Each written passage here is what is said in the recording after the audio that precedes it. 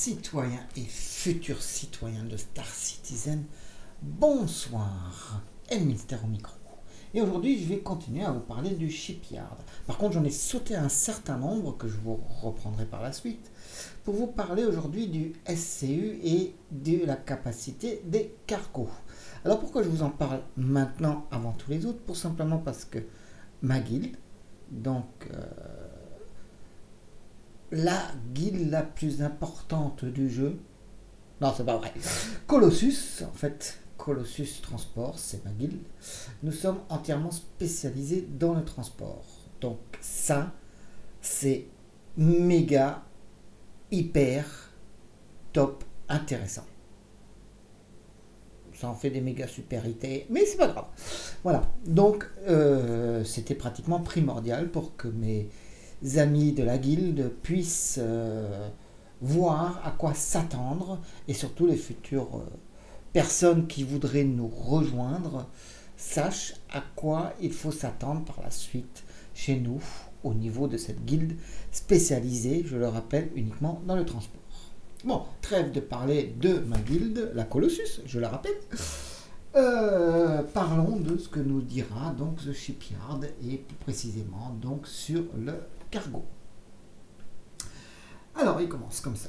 Chers citoyens, une des nouvelles fonctionnalités arrivant avec l'Alpha 3.0 et les suivantes bien évidemment est la possibilité de piloter des vaisseaux cargo ou des vaisseaux de transport de fret.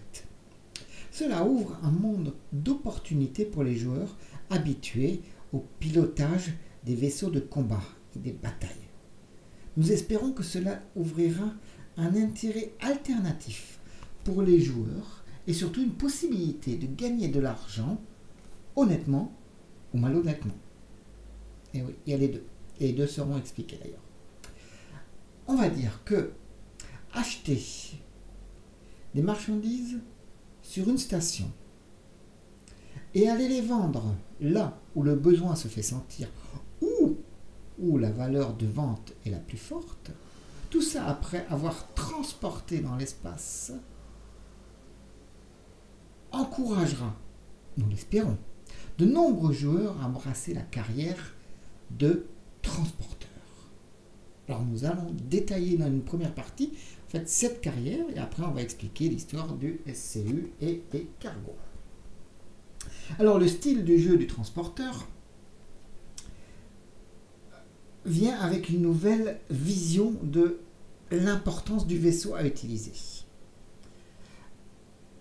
Là, le plus important va être sa donnée SCU, Standard Cargo Unity, ou en français, je la traduirai par USC, donc l'unité standard de cargo, qui sera bien évidemment la plus importante. Mais plus la valeur est grande, plus elle va être aux dépens d'autres choses. Prenons un exemple. Plus les vaisseaux sont grands, plus la capacité à l'intérieur est grande, moins le bédage sera épais, moins l'armement sera présent, et tout cela afin d'augmenter considérablement le cargo. Mais du coup, ça augmente aussi les risques encourus. C'est là que va intervenir le choix, et qui va être déterminé à ce stade, le choix va déterminer à ce stade la récompense ou la catastrophe. Bien évidemment. Grande récompense ou grande catastrophe. Ça va dépendre de vous. Des vaisseaux cargo se déclinent en toute taille, en toute forme. Et ce sera à vous, en fait, les joueurs, de décider en fonction de la route à prendre quel navire utiliser. Par exemple, un Hull C peut transporter une quantité de cargo impressionnante, mais possède une option de défense très limitée. Les pilotes de Hull auront besoin, et le savent d'ailleurs, auront besoin d'une escorte afin d'éviter les accostages ou alors les vols des pirates. Eh oui. Alors, on va juste faire une petite comparaison. En fait, comme vous voyez là-haut, j'ai commencé à ouvrir les fenêtres.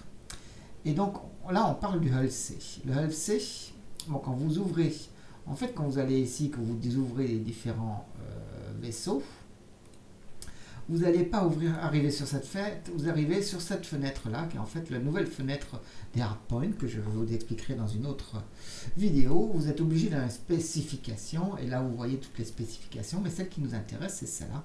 Cargo capacité 4608. Vous allez me dire, bouf, ouais. On va prendre le hull B. Alors le hull C, vous voyez, il est quand même un large, et il faut un minimum de 2 personnes pour un maximum de 4.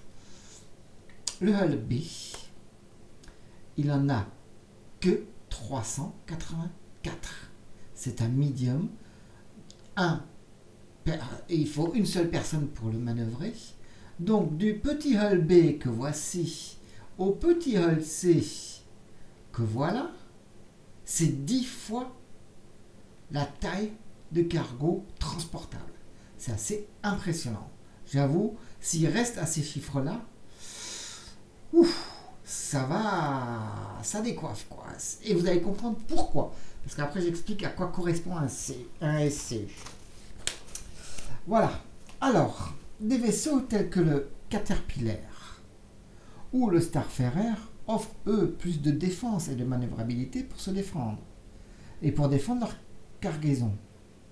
Mais cela est au prix de l'espace de cargo. On ne peut pas tout avoir. Encore que, je suis sûr qu'en cherchant bien, on trouvera un vaisseau qui a les deux. Ou alors ils vont la faire. Si la route commerciale vous mène hors des frontières protégées, que ce soit par l'UE ou par les pirates, vous serez bien content de pouvoir faire réfléchir à 2 fois les voleurs avant de venir vous faire un chipjacking. Et oui, c'est pas un carjacking, mais c'est un shipjacking. Voilà. Alors où est-ce qu'il est? Il est... Bah alors? Ah voilà. Chipjacker en fait. Voilà. C'est le nouveau terme qu'ils utilisent pour le carjacking. Et oui, vous avez des vaisseaux. Où en étais-je? Ah oui. Alors, il faut savoir aussi que des petits vaisseaux comme le Cutlass, le nouveau Cutlass en fait, vont avoir une quantité de ESC décente pour de courts trajets, mais peuvent décemment se défendre contre des agressions et voire même aller au-devant des combats tout en protégeant leur cargaison. Voilà, c'est la différence, on va dire, entre les vaisseaux protégés petits cargos, vaisseaux peu protégés gros cargos. Mais en plus de bien choisir son vaisseau, le trajet utilisé et suivi sera très important. Certains entrepreneurs, on va dire auto-entrepreneurs, voudront choisir des routes qui seraient, pour ainsi dire, moins surveillées. Qu'est-ce que ça veut dire ça? Ah, alors on va y arriver. Bien évidemment, vous savez, plus il y aura de routes commerciales légales ouvertes à travers le système, ou plus les pirates seront intéressés par ce qui ne leur appartient pas, mais ce qui vous appartient à vous, ou du moins ce que vous avez acheté ou ce que vous transportez. Prenons exemple d'une nouvelle colonie qui s'installe. Ça tombe bien d'en parler puisque aujourd'hui c'est la Star Citizen.com et a été présenté le Pioneer, nouveau vaisseau colonisateur. Donc justement on va pouvoir créer des colonies. Et donc voilà, vous venez de créer votre colonie, vous allez avoir besoin de plusieurs choses. Certaines d'entre elles sont entre autres des armes et des munitions pour vous défendre. Mais il y aura aussi un deuxième marché, le marché noir, qui sera florissant et qui nécessitera des narcotiques et des substances illégales, voire des femmes. Oh, quelle que soit l'histoire, en fait, certains transporteurs auront besoin d'espaces cachés pour passer des denrées au nez et à la barbe des forces de l'ordre. Nous allons faire en sorte que le gameplay sera innovant, intéressant, mais aussi stressant. Et il faut bien qu'il y ait un petit peu de piment dans le jeu. Les trafiquants de tout poil auront à leur disposition des espaces pour cacher leur contrebande ou toute marchandise non déclarée, soit en maquillant les données, soit en bloquant le scan. Il deviendra donc intéressant de bien choisir son vaisseau en fonction de ses capacités à cacher les denrées. Mais ça, on en reviendra un peu plus tard. On va en reparler d'ailleurs. Donc, marchandises et unités. Et USC. Oh mon Dieu. Alors, lorsque les joueurs achèteront des marchandises, ils achèteront un certain nombre d'unités. On pourrait très bien dire, hey, donne-moi 30 unités de haricots. Mais considérant le fait que les armes et certaines les armures et autres ont une taille attribuée et une taille d'unité en fait. Ils ont un certain nombre d'unités qui leur sont déjà attribuées. Et c'est eux qui vont définir en fait quelles seront les caisses à utiliser. Et donc c'est ce qui va un petit peu... En fait, les armes et les armures ont une quantité d'unités fixe. On ne pourra pas la changer. On ne pourra pas dire... voilà quoi. Et ça nous ramène en fait, toute cette histoire d'unité va nous ramener à son grand frère qui s'appelle le SCU ou l'USC. Il va s'agir en fait d'une mesure universelle de stockage. En anglais, on va dire donc le Standard Cargo Unit. En français, l'unité standard de cargo. C'est les mêmes lettres, juste un peu mélangées.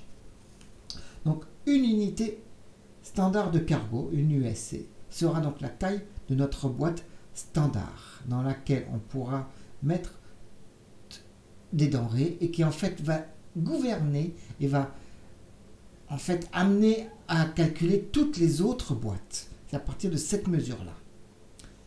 Pourquoi est-ce qu'ils ont décidé d'utiliser ce terme USC d'abord? USC, tout simplement, ils l'ont utilisé pour que les gens puissent mieux comprendre ce que veut dire, par exemple, un vaisseau à 100 USC à sa disposition. Il va de suite être capable de dire ce qu'il va pouvoir mettre dedans. Donc, une USC correspond à 1,3 mètres cubes au niveau de l'espace. Si on veut comparer quelque chose à cette donnée de concret, on va dire qu'un lit à 2 places correspond à une USC. Ou alors que le Renault utilitaire pourrait transporter 2 USC. Puisque le Renault, à peu près, puisque le Renault utilitaire fait 3 mètres cubes, 2 USC, ça fait 2,6 mètres cubes. Bon, on est... Voilà, en gros, ce que vous pouvez mettre à l'intérieur. Ça vous donne un petit peu une vision réelle de la chose. J'en ai déjà parlé il y a un certain temps dans la vidéo et depuis, ils n'ont pas trop changé leur système. Mais là, c'est vraiment quelque chose de précis et définitif. En fait, un USC correspond exactement à 1,25 mètres cubes, mais prend un espace de 1,3 mètres cubes. C'est-à-dire que les 0,25 mètres cubes qui manquent à ce niveau-là correspondent à 125 mm de protection interne qui font tout le tour de la boîte. C'est aussi une valeur standard qui sera toujours la même, quel que soit le conteneur. Et surtout par rapport aux conteneurs qui vont être introduits par la suite, c'est-à-dire les conteneurs réfrigérés, biologiques ou même transportant des espèces vivantes. Donc ça permettra de ne pas avoir à recalculer tout l'espace. Donc ils peuvent ainsi augmenter la protection sans en augmenter l'espace utilisé. Mais par contre, du coup, ils réduisent un petit peu l'espace intérieur. Donc, comme le nom l'indique, il s'agit d'une donnée d'une taille universelle, quel que soit le type de conteneur utilisé. Une USC peut contenir 100 unités avant d'être pleine. Comme une USC est la taille minimum de données, que vous achetez un haricot ou 100 haricots, votre cargaison utilisera une USC. Mais si vous prenez 101 haricots, vous utiliserez 2 USC. Le but du jeu pour vous va donc de remplir au mieux cet espace de 1 USC. Donc devoir approcher le plus près possible des 100 unités contenues à l'intérieur. Vous pourrez aussi bien mettre 20 unités de haricots et 80 unités de porc, sachant que le porc n'aura pas les mêmes données de base d'unités. C'est-à-dire qu'un haricot, c'est une unité, un porc, ça peut être 10 unités, par exemple. C'est à vous de faire en sorte que votre espace soit au mieux calculé et donc soit le plus efficace au niveau du rangement. Là, on en reparle, comment on en revient, donc comme les armures et d'autres équipements ont leur propre taille, d'unités déjà attribuées, c'est au joueur de choisir les boîtes de conteneurs avec le bon nombre de USC afin de pouvoir transporter de façon sécurisée cet équipement. Alors ce que j'en comprends, c'est que par exemple si une armure fait 400 USC, 400 unités, ouais, vous voyez, on se mélange déjà nous. Non. Une armure de combat fait 400 unités. Elle nécessitera donc un conteneur de 4 USC et non pas 4 conteneurs de 1 USC. Donc en fait, le conteneur, il va falloir, je pense, qu'ils mettent en place des conteneurs de plusieurs tailles et qu'on va pouvoir choisir. Et c'est ça qui va d'ailleurs, vous le verrez ensuite, faire le choix du vaisseau. Le chiffre du jeu ou la place de mon vaisseau dans tout cela. Lors de la décision de la capacité du cargo du vaisseau, nous devons penser à son rôle qu'il va occuper au sein de l'univers de Star Citizen. Nous avons des vaisseaux d'entrée de gamme qui se sont vus attribuer des espaces de cargo limités. Notre idée de base est que le joueur puisse acheter des vaisseaux peu onéreux et après avoir fait des courses de cargo pleins de façon régulière, il puisse envisager d'acheter des vaisseaux plus grands. Les Aurora et les Reliant ont pour but de permettre aux joueurs de goûter au métier de transport, sans pour autant leur faire casser leur tirelire, et voir s'ils le désirent continuer avec de plus gros vaisseaux dans cette voie. Alors, on va parler de l'Aurora. L'Aurora, celui que j'utilise moi, c'est le premier Aurora, le LC. Il a une cargo capacité de 6, sachant que les autres n'ont pas, bien évidemment, pas la même. Si vous en avez d'autres, c'est pas bien grave, mais vous pourrez quand même... Ah ben non, c'est le seul d'ailleurs à avoir un cargo de base. Nous allons arriver sur le Reliant. Reliant, lui, il en a 4. Donc vraiment, c'est des petites capacités. Ça vous permettrait de vraiment d'acheter des vaisseaux pas chers et du coup de les tester. Et de voir si vous aimez ça. Ce que je souhaite. Parce que ça va être une autre vision des choses. D'un autre côté, nous avons des vaisseaux qui ont des capacités de cargo sans être des vaisseaux de transport de fret ou sans être considérés comme tels. Cela va être dans la vision où les joueurs voudraient transporter quelques marchandises avec soi et qui est le cas par exemple des Hornets ou des Mustangs. Donc ils ont des petits emplacements pour 2-3 choses, les femmes, les maquillages, des trucs comme ça, quoi. J'exagère, mais c'est comme ça. D'autre part, nous avons des vaisseaux, dits vaisseaux de cargo, qui ont un espace de stockage aussi grand que possible, tout en permettant à l'intégralité structurelle d'être conforme aux données. On parle là des Freelancers, des Starfarer, des Caterpillar, et bien évidemment toute la série Hull, pour ne nommer que. Ces vaisseaux ont leur espace de cargaison déterminé par équilibre entre le coût et la performance. Pour déterminer où se situe votre vaisseau de cargo vis-à-vis d'un autre, Nous regardons ensuite sa vitesse et son aptitude au combat. Et de là, nous décidons quel type de capacité de stockage lui convient. Comparons le freelancer au cutlass. Alors le freelancer a sacrifié la performance de combat et de manœuvrabilité afin de pouvoir transporter plus de marchandises dans son ventre. Comparé à lui, le nouveau cutlass, qui lui est beaucoup plus offensif et est capable de combattre facilement, mais il a beaucoup moins d'espace de cargo. En termes de chiffres, le freelancer en a 122, le cutlass en a 46. Le but est que le joueur en fait fasse le bon choix du vaisseau en fonction du job à faire. Où ira-t-il chercher les marchandises? Où doit-il s'y rendre? Soit s'y rendre rapidement. Quelle est la quantité de marchandises à prendre? Nous faisons en sorte que chaque rôle de vaisseau soit différent. En fait, qu'il n'y ait pas deux vaisseaux qui aient le même rôle. Même dans la vision du métier de transport, il peut y avoir des divergences en fonction du trajet, du danger, de la marchandise que le joueur décidera de transporter. Nous essayons de faire en sorte que l'espace cargo soit logique côté rangement.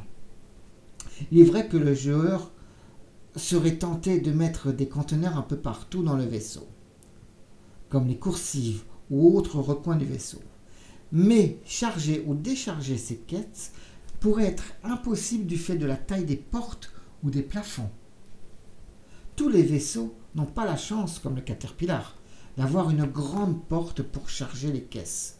Il y aura malheureusement des fois où un espace à l'intérieur sera perdu.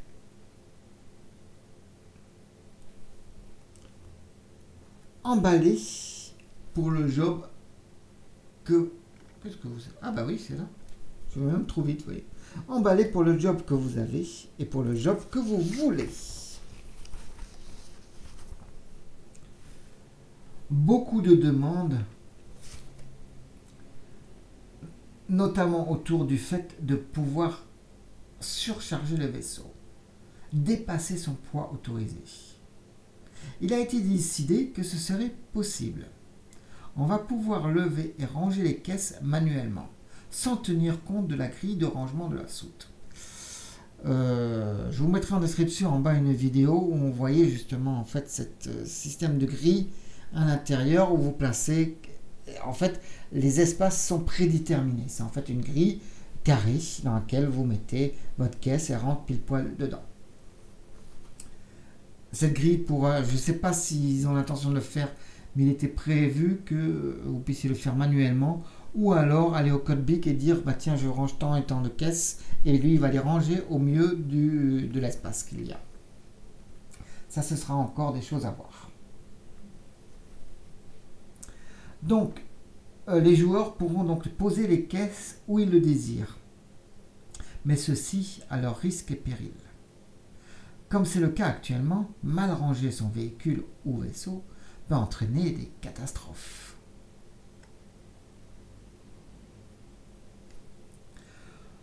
Plus vous transportez, plus la masse va changer. Plus l'efficacité de votre vaisseau sera réduite. Prenons l'exemple de mettre des caisses supplémentaires mises un peu partout. Un peu n'importe où en fait, plutôt.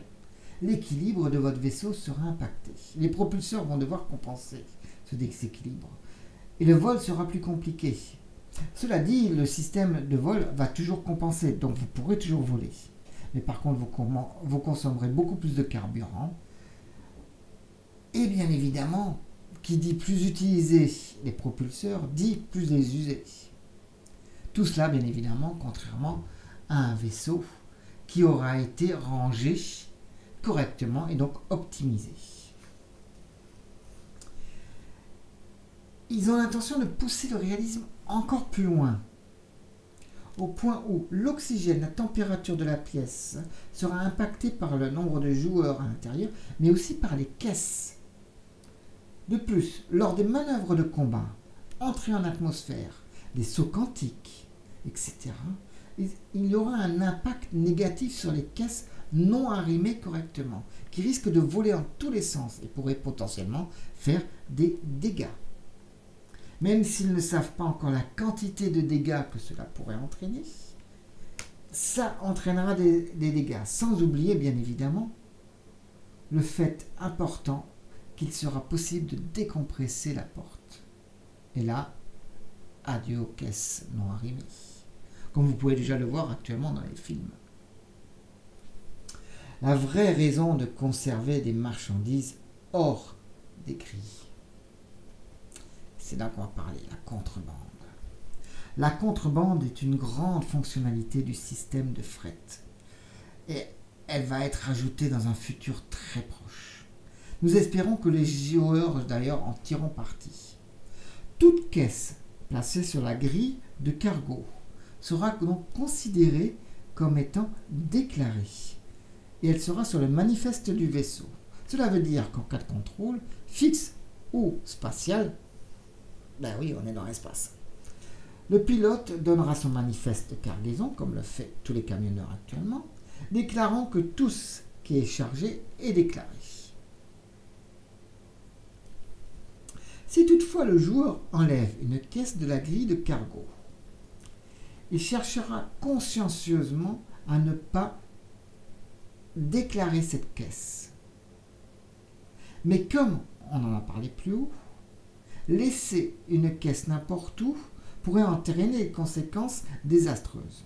Mais lorsque le système de contrebande sera mis en place, les joueurs auront de l'espace de stockage qui n'apparaîtra pas sur le manifeste. Un contrebandier pourrait ainsi avoir la possibilité de poser une caisse sur la grille de stockage de contrebande et ainsi ne pas la déclarer aux autorités. Bien évidemment, la police n'est pas obligée de croire le transporteur sur parole et pourra donc procéder à une fouille via le scan. Eh bien oui, on est dans le futur, hein. Maintenant il ne se dépasse plus pour aller regarder dedans, encore que. Donc là, c'est tout ce qui est scanné. Alors on parle de police, mais il n'y a pas que qui scanneront, bien évidemment. Et afin d'éviter que la caisse de contrebande soit scannée et découverte, nous allons permettre aux joueurs de pouvoir utiliser de contre-mesures, comme bloquer le scan ou manipuler la caisse, comme des brouilleurs ou des usurpateurs.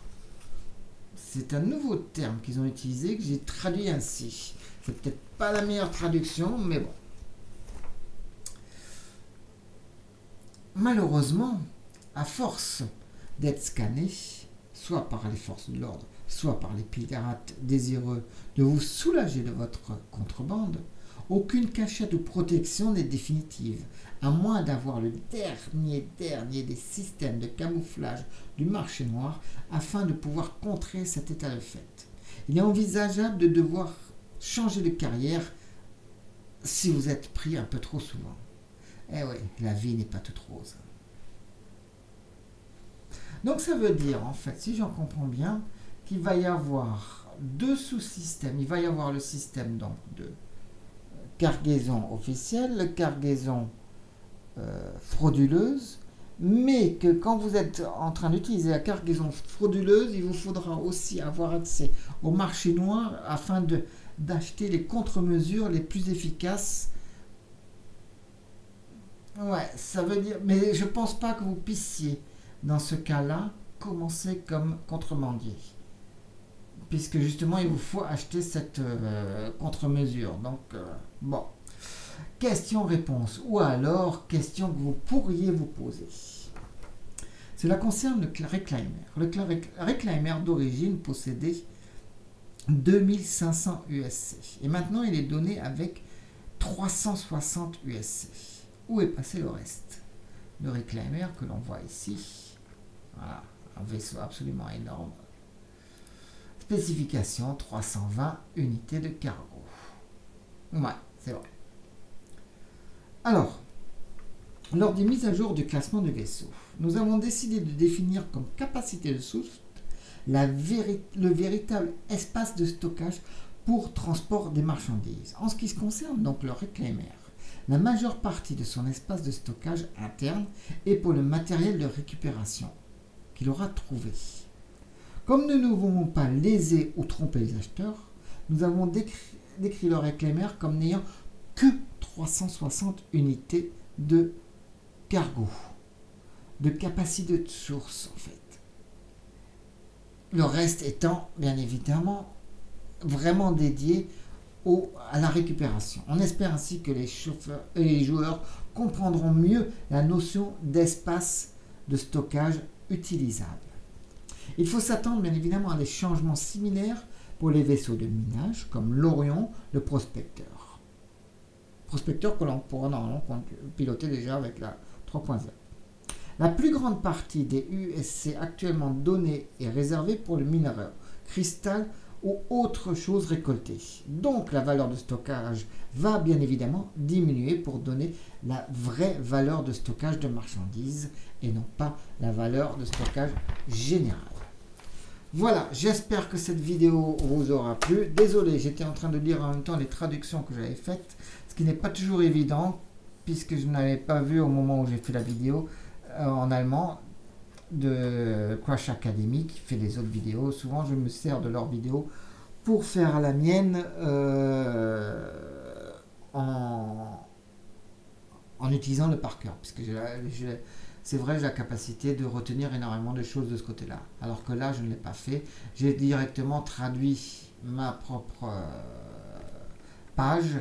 Et du coup, j'étais en train de lire, donc des fois, je me mêlais un peu les pattes. J'en suis désolé, j'espère que vous ne m'en voudrez pas pour autant. Alors, j'espère que cette vidéo vous a plu. Les autres vont venir, bien évidemment. Il vous reste toujours encore les informations techniques, les thrusters, les points d'accrochage des armes, des ordonnances, des tourelles et les autres points d'accrochage, les variantes et modules. En fait, tous les sont déjà sortis. Moi, je suis allé directement à celle-là. Je vous ai expliqué pourquoi. C'est parce que, ne vous oubliez pas, la Colossus et la guilde de transport. Voilà, je vous dis un bon vol et merci à tous. À très bientôt. Au revoir.